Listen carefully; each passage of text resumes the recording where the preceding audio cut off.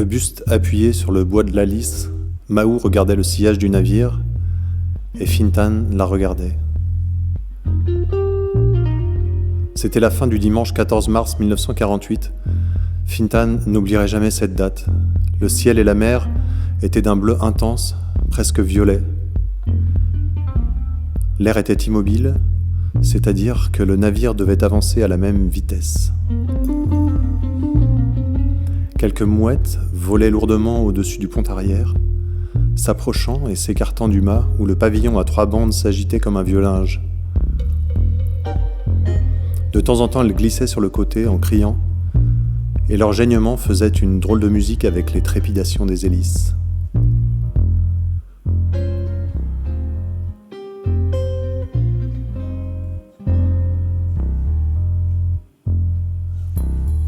Fintan regardait sa mère et il écoutait avec une attention presque douloureuse tous les bruits, les cris des mouettes. Il sentait le glissement des vagues qui remontaient et appuyaient longuement sur la proue, soulever la coque dans le genre d'une respiration.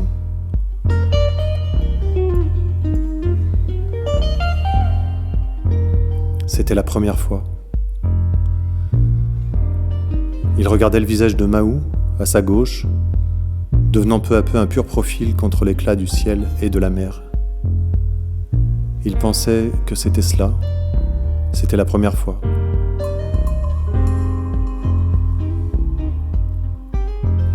Et en même temps, elle ne pouvait pas comprendre pourquoi cela serrait sa gorge et faisait battre son cœur plus fort et mettait des larmes dans ses yeux, parce que c'était aussi la dernière fois.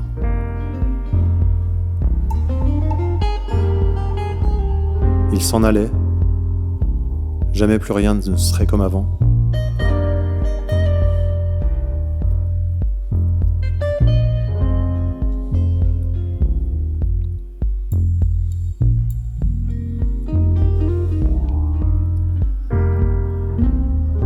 Au bout du sillage blanc, la bande de terre s'effaçait. La boue de l'estuaire, tout d'un coup, avait laissé apparaître le bleu profond de la mer. Les langues de sable hérissées de roseaux, où les huttes des pêcheurs paraissaient des jouets, et toutes ces formes étranges des rivages, tours, balises, nasses, carrières, blocos, tout s'était perdu dans le mouvement de la mer, s'était noyé dans la marée.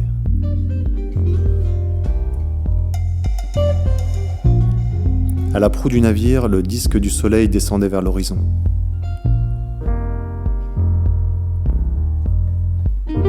Viens voir le rayon vert. Mahou serrait Fintan contre elle. Il croyait sentir son cœur battre dans sa poitrine à travers l'épaisseur du manteau. Sur le pont des Premières, à l'avant, les gens applaudissaient, riaient à on ne savait quoi. Les marins rouges vifs couraient entre les passagers, portaient des cordages, arrimaient la coupée.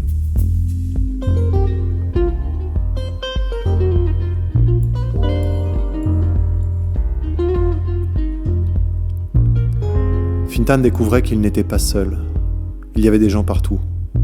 Ils allaient et venaient sans cesse entre le pont et les cabines, l'air affairé.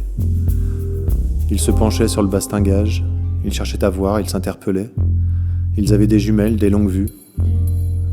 Ils avaient des pardessus gris, des chapeaux, des foulards. Ils bousculaient, ils parlaient fort, ils fumaient des cigarettes détaxées. Fintan voulait voir encore une fois le profil de Mahou, comme une ombre sur la lumière du ciel.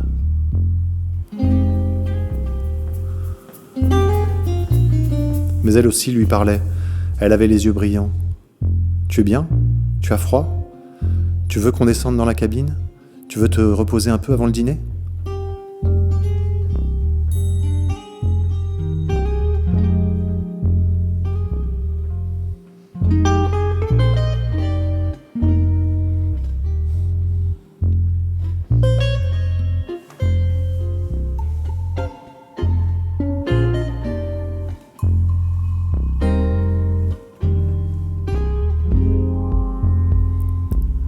Fintan s'accrochait à la lisse. Ses yeux étaient secs et brûlants comme des cailloux. Il voulait voir. Il ne voulait pas oublier cet instant, quand le bateau entrait dans la mer profonde, se séparait de la bande de terre lointaine, et la France disparaissait dans le bleu sombre de la houle, ses terres, ses villes, ses maisons, ses visages immergés, hachés dans le sillage, tandis qu'à la proue, devant les silhouettes des passagers de première posés sur la lisse comme des oiseaux hirsutes, avec leurs cris géniards et leurs rires, et le grondement bien tempéré des machines dans le ventre du Surabaya, émietté sur le dos fuyant des vagues, tout sonore et figé dans l'air immobile comme les parcelles d'un rêve, tandis qu'à la proue, au point où le ciel tombe à la mer, comme un doigt entrant par les pupilles et touchant le fond de la tête, éclatait le rayon vert.